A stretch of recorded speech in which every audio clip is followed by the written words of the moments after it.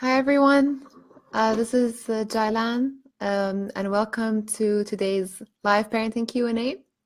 Let me just hold on a second so I can share this event on my private Facebook community group. If you just give me one moment. Let's see how I can do this.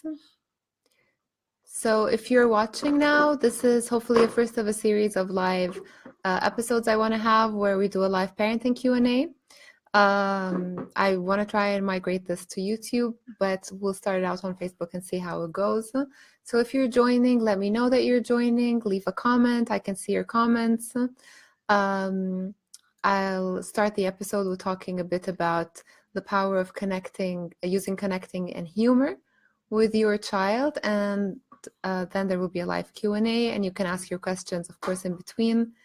Just leave them in the comment section. I'm trying to find the link for our live session so I can share it on the event page and my private community group. Let me see. There it goes. So if you're watching, just leave a comment or something, then I know that you're here. It should take a few minutes until a few people get the notification that this is happening and start logging on. And if you're hearing all the clutter and bumps happening, that's my 7-month-old sitting next to me on her high chair and playing with her toys while we do this, because she decided that she didn't want to take her nap on time today. So there you go. I'm sharing the live feed to my private Facebook group, and then we can get going. So if you also want to join this group, there's a link in the description. I have a local parenting group for Munich, but we'll be starting a more international one for those interested in, discussing positive parenting with other like-minded parents. So I see we have a few people watching. So if you just want to leave a comment and we can start. So if you're just starting to watch, hi, I'm Jailan. I'm a parent educator and I run early years parenting. So if you're a follower of the page or you're just starting out, I coach and support parents who have young children, like mine, who is talking to me. Hello. Deal with everyday parenting struggles. So if you're a parent of a toddler, of a preschooler, of a child up to 8 years old, and you're just having difficulty with everyday stuff like, getting to bed on time, having them feed themselves, getting out in the morning is a struggle, situations like that, that's where I can come in and help you find solutions for your family that work for you, that are alternatives to yelling, to being angry all the time, to threatening, to taking privileges away, alternative to all these things. Oh, hi, Karim. Thanks for watching. So I can help you find alternatives for these, methods that are more respectful, help you stay calm, and also, get things done in the end as well. So it's not about being permissive, but it's also about getting things done, but in a respectful way for yourself and your child, and not feeling angry and frustrated all the time. So I consult families in Munich, where I live, and internationally with my online consults and online courses and webinars. And you can find the link in the comments as well to that. So I'm a mom of two myself, my 3.5-year-old and 7-month-old, who is joining me for this talk. She has just thrown all her toys that I put together to keep her occupied on the floor. So besides my professional experience, I also have personal experience dealing with this. With my son, I had to deal a lot with postpartum depression and anxiety, and it took almost 2 years to get out of that. So I completely understand what it's like, to have to juggle everything as well. So, and I know that positive parenting works. It's not just theory, but it's also practice. And there is a lot of research as well. I am such a nerd at heart, and I love the research behind this. and I want to give you information that is objective and is true and is not just my personal opinion. I want you to find your own truth and your own path in this parenting journey. Hi, Noura. Thanks for watching. Looking forward to getting practical tips of calmly managing tough situations with the kids. Yes, I am going to talk today about two really great and really underlooked or overlooked methods of connecting with your child and getting through and getting cooperation that I was recommending to parents for years, to be honest, but I didn't really understand the power of them until I started doing them the last few months with my son. So the first is talking about connecting with your child. Let's just get right to it, and I just want to know your feedback and your opinions about this. Hold on, I just have to give my daughter some entertainment. So, sorry for any interruptions, because I do have to give her some attention while we're doing this, because she's supposed to nap while we're doing this, but she decided not to. And that's okay, we have to be flexible. So, what usually happens when your child throws a tantrum or is emotional or is angry? So join me in the comment section. I want to hear what you go through. So pretend you're in the supermarket and your child decides, they want chocolate or they want another biscuit or they want something they absolutely cannot have, like a soda or something. Just hold on a second, sorry. What would you do, right? What usually happens? We sit there, we try and explain the rules, we try and say, you already had a chocolate, you can have another one, or we sort of, in the end, get exasperated and ignore the situation. But what really happens when that goes on? Usually when we try to talk logic to our kids in that moment, they become angry and more frustrated. They might escalate. They might start, actually pushing us or hitting us or throwing things. And then we get even more frustrated because we're like, no, this isn't going to happen here. Either in public or in private, this is a line that you're crossing, and it becomes more of a power struggle. And in the end, everyone starts crying, or you walk out the store, you don't do your shopping, or you then give them the silent treatment, and start ignoring them, which makes them, because you don't want to give unwanted attention to unwanted behavior. And then what usually happens is they end up being a bit more whiny or being, helpless, and it shifts from anger to feeling like a victim. So obviously those two methods aren't really working, right? And I want to hear what you have to say. So let me know how that goes with you when you're in that situation where your child is frustrated, throwing a tantrum, or super angry or emotional, and you just can't get through to them. So just join in the comments. It's really nice. I can see them popping up. So that's really nice for me to see that what you're going through, and I can answer your questions, and I also see that you're engaged as well. So like I said, obviously those two methods aren't working. So why aren't they working? Before I start saying what to do. Well, I love Dr. Daniel Siegel's book.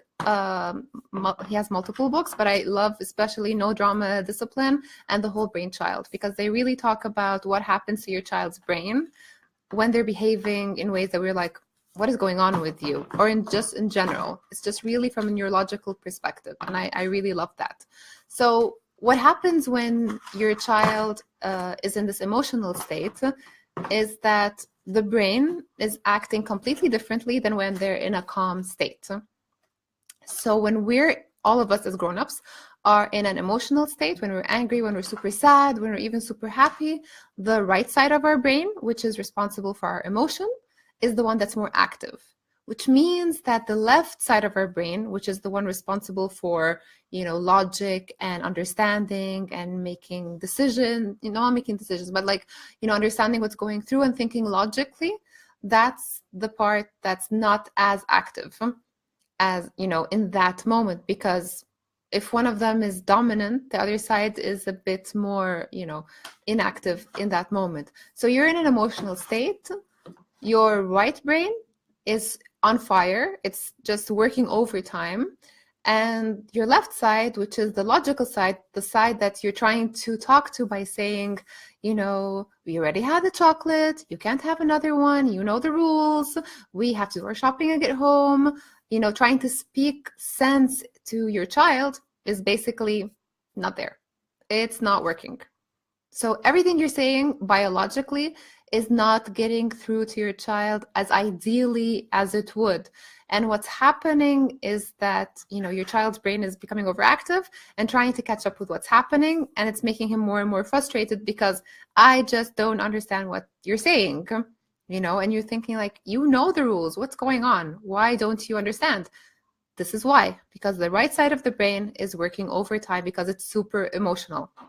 Okay, so now we understand that part. And I think that's really important in helping you stay patient enough to do the second part. Because if you understand that on a biological level, your child isn't, you know, being spoiled or bratty or out to get you, but your child is sincerely, you know, biologically unable of giving you the amount of logic and comprehension that you're requiring from them when they're in that emotional state.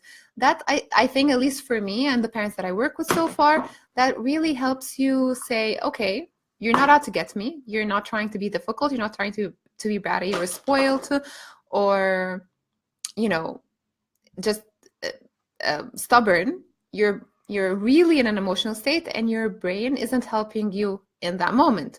So that can help us sort of take a step back and say, okay, you can't help how you're feeling. How can I help you calm down so I can get through to you? And that's the next step. So to help your child calm down, so you can start speaking logic, you have to start speaking sort of emotion to the right side of the brain first. So you do that simply, and it's insane how super simple this is, but it really works.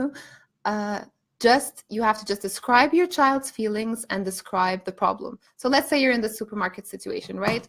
And your child wants the chocolate and you're there speaking logic. You know, I'm sorry, you can't have the chocolate. You already had one, you know the rules. You can only have some on the weekend, you know, the logical part, and that's not working. Then you shift to the more connection right brain side.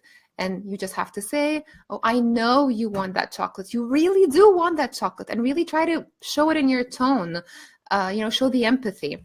Because that's how your child knows you're being serious and you really get it. But if you're like, yeah, I know you want the chocolate, let's move on.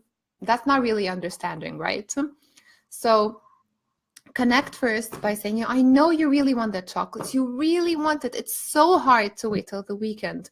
You know, and you're so sad because mommy's saying that you can't have it right now, you know, so you're validating their feelings, you're describing the situation. And the key is you can do this even if you don't agree. So even if you don't intend on compromising and breaking the rules, or if you can't compromise, I mean, I'm always for compromise if it's within, you know, limits. We don't have to be super strict about everything. You know, so maybe you could go for a smaller chocolate instead of the huge one or something like that. But if you really can't compromise, then you know, then try and just be empathetic in that situation. We don't have to be super strict. And just by connecting and describing the situation and validating your child's feelings, they feel more validated and they feel that they're being understood. And most importantly, on a biological level, their right side of the brain is being addressed. So what that does is that it calms the brain down. And once that's down, and all parents that are listening, I mean, you know, when you've gotten through to your child, you see that click in their eyes or something shifts in their body language, and you know you have a window to, you know, speak logic and connect to them. So then you can start speaking logic and saying, okay, you know, now that you're calmed down, you know the rules, maybe you know, you can give choices, maybe you can think of an alternative, just write down what they want is validation enough and say, okay, I'm going to write it down on our shopping list. So next time that we're here, we get this. Or maybe just compromise in the situation. Maybe the learning part in this scenario isn't that we enforce the rules and, you know, are super strict. I mean, it's up to you, of course, but maybe the learning part is that we're still working on our emotions and we're still learning how to calm down and come back from an emotional state. So Karim is asking, what happens when they completely shut down, like giving you the silent treatment when you say no? All right, so that is also a sort of a different, not a different topic, but an in-depth topic about saying no. We can talk about it in the next episode. Hopefully, this is a regular thing in depth. But in positive parenting, we talk a lot about using alternatives to no, because once you say no, that sort of shuts down the conversation. That means you're not willing to acknowledge how I feel. That means you're not willing to, think of my point of view. So it sort of cuts off any room for communication straight away with your kid. And that doesn't mean we should give them everything, but it just means that we should communicate no in a different way. So it means, you can have it later, you can do this first, and then you can have that. Or you can have an alternative. Instead of that, we can discuss family rules and not just, because I said so. And I mean, I've worked with kids and my own kids as young as when my son was 2.5. That really works. It depends on the age. Now he's 3.5, so I can speak more logic and discuss, family rules with him. And I say, he loves screen time and he can't have it a whole day. And, I say, we had a little bit this morning and you can have more later on after dinner. And I know it's hard, and just validate the feelings and allow them that emotion. So when the kids shut down, I don't know if this banging is upsetting you guys. I've become it's like white noise for me. And I'm sure for everyone else who has kids as well. So I hope it's okay. Oh, she's feeling a bit sleepy. So maybe we wrap it up also. So the other thing that I want to mention now when you're saying about when they completely shut down and won't talk to you. And if you're listening to this, Karim, just sort of engage and let me know the situation. What is the harm in letting them go through that emotion? So that's the thing I talk about a lot with the parents, is that we try and prevent, as parents for our kids, we try and prevent all negative emotions. We don't want them to feel angry. We don't want them to feel sad. We don't want them to express these feelings, by stomping or yelling or shouting or throwing cups on the floor. She's only 8 months. So we try and prevent all these negative feelings that aren't really negative. I mean, these are all real, genuine feelings. All of us feel, even as grown-ups. So they are completely valid. What's important is that we teach kids a couple of things. First of all, that not everything they want, they get, even if they really, really, really want it and they feel really sad. We have to teach them that there's empathy, that even when I can't give you something, that I have empathy for you and I'm not like heartless. I feel you. I know what it's like.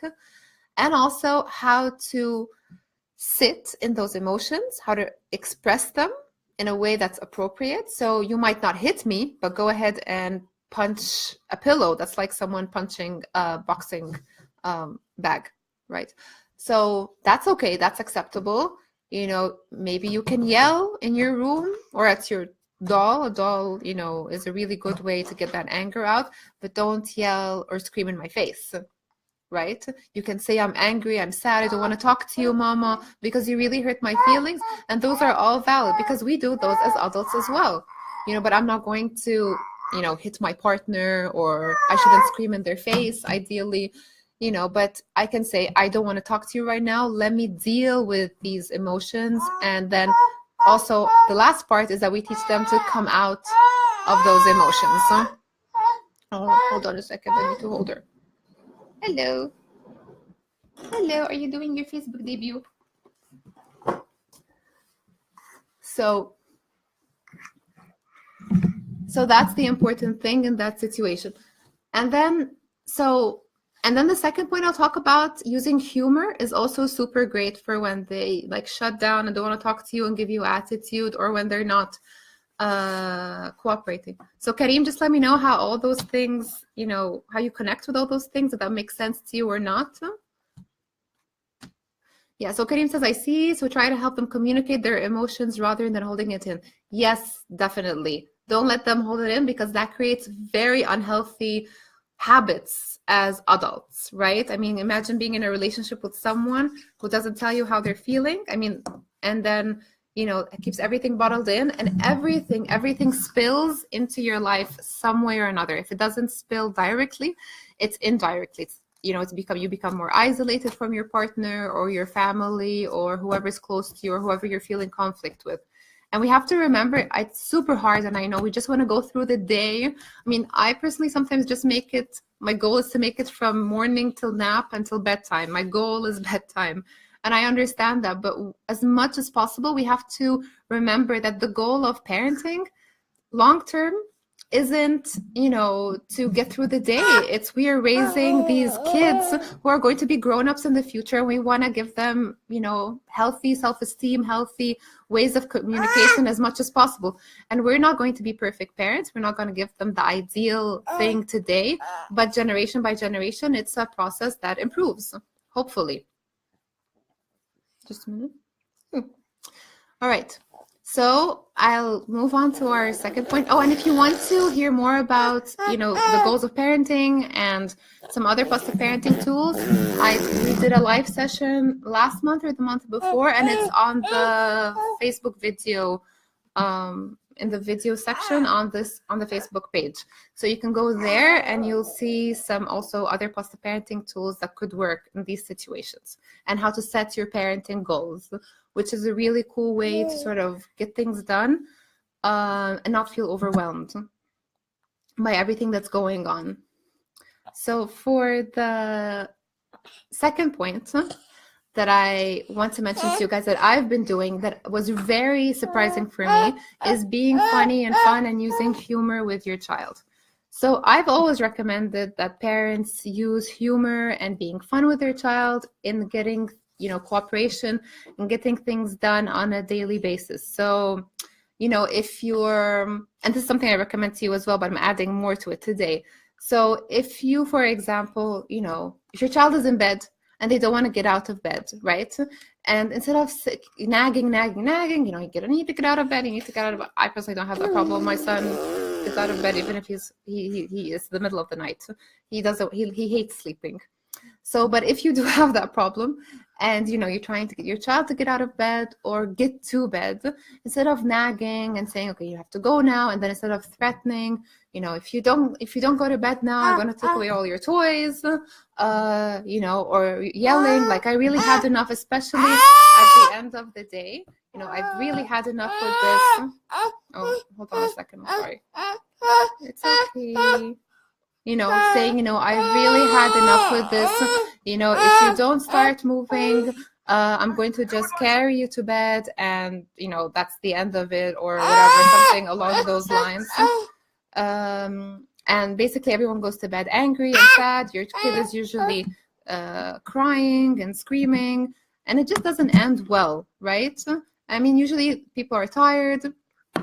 So in those situations, what I found really helpful is just being funny and fun with your kids. So instead of, going the strict route and being disciplinary and, doing other positive parenting things as well, like giving choices and, looking at the chart, if all those things don't work, then just try to be funny. That's really, kids are kids, they're little kids. If you play with them, they're much more engaging and much more cooperative. It's really quite simple, but we're so overwhelmed with things that need to get done. We're tired as parents all the time, especially if you're a parent of young kids and have more than one kid. You probably haven't slept more than 3 hours straight, like myself, in 4 years. And that takes its toll on you. You just want the day to end at times. But I think it's in those difficult times that you really need to remember that your child is little. They're 2, 3, and 4, and 5. Those are really tiny people, and they want to play, right? So if they're not playing with their toys, they want to play with you. And sometimes getting them to cooperate, the easiest way is to be funny with them. If your child doesn't want to go to bed, then just scoop him up and start tickling and saying, who's going to be, the tickle monster? Who's going to be the one? Hold on, sorry. Who's going to be the one to put you to bed the quickest? I'm going to run after you. I'm going to chase you to bed. And I know that's the hardest time of the day where you really don't feel like you can do any of that. But that's the part where it has to be, you know, where you really have to put in that extra effort, and it's going to save you a lot of heartache and a lot of crying and, you know, power struggles and ending the day on a bad note. You know, it's just going to take less time as well from you to get things done. Oh, here you go. So try and remember that when you're in that situation, that it's okay to be funny with your kids. It's okay to play with them. And those are situations where you don't have to worry about, you know, are you sending the right message to your child? Are you, sorry. Are you, sorry. I just have to fix this so I can hold her. So are you sending the right message to your child? You know, some people worry that when they talk to me and they say, oh, are we being too lenient? Isn't the point to discipline them and let them know that rules are rules and they have to really listen to what we're saying? Well, yeah, I mean, you're still doing that because your child is going to bed, you know, anyway. It's not like you're compromising on bedtime. It's not like you're breaking the rules. No, you're still getting things that need to be done, but you're doing it in a fun way, which is age appropriate for your child.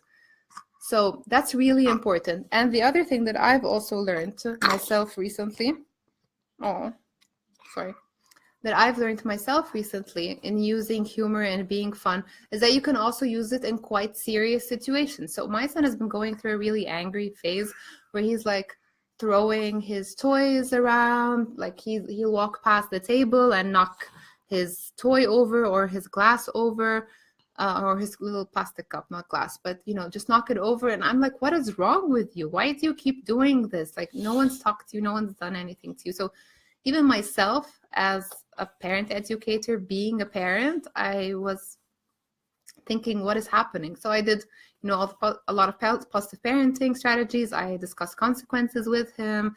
I laid out the ground rules. I validated his emotions. And sort of none of that was working. So I really started doubting myself. But then I said, okay, I'm going to take this on like it's a client case. I'm going to look at it objectively with completely new eyes. I am going to do the research for it. And what I realized was that when kids are stressed or anxious, they start acting out in what seems like this inexplicable way. So, sorry. And definitely having a new sister who's 8 months old is stressful for him because now she's more active and she's getting more attention, as you see now as well. So what I started to do was use humor. Oh, it's okay. It's okay. Was use humor with him in those situations. And it might sound counterintuitive because you think, why aren't we supposed to discipline this misbehavior? This isn't about getting to bed. It's about, you know, you're throwing things, you're pushing things over.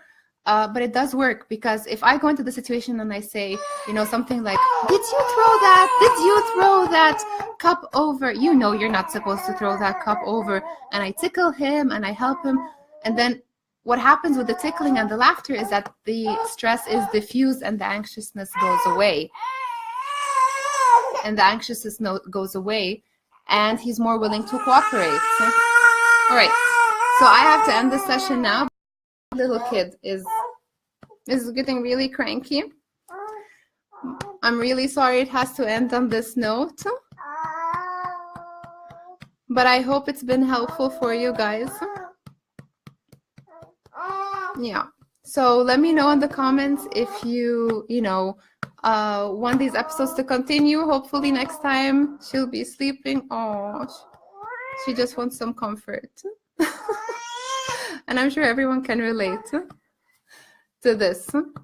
Oh, all right. Well, I hope you found these useful. And I'm sorry I had to be cut short like that. But I didn't want it to be over 30 minutes anyway. So let me know if you try these tips, you know, being funny and connecting with your child and seeing how it goes. She's actually not crying. She just likes to talk a lot. I know it looks like she's been crying, but She's just a really talkative kid. All right. See you guys next time.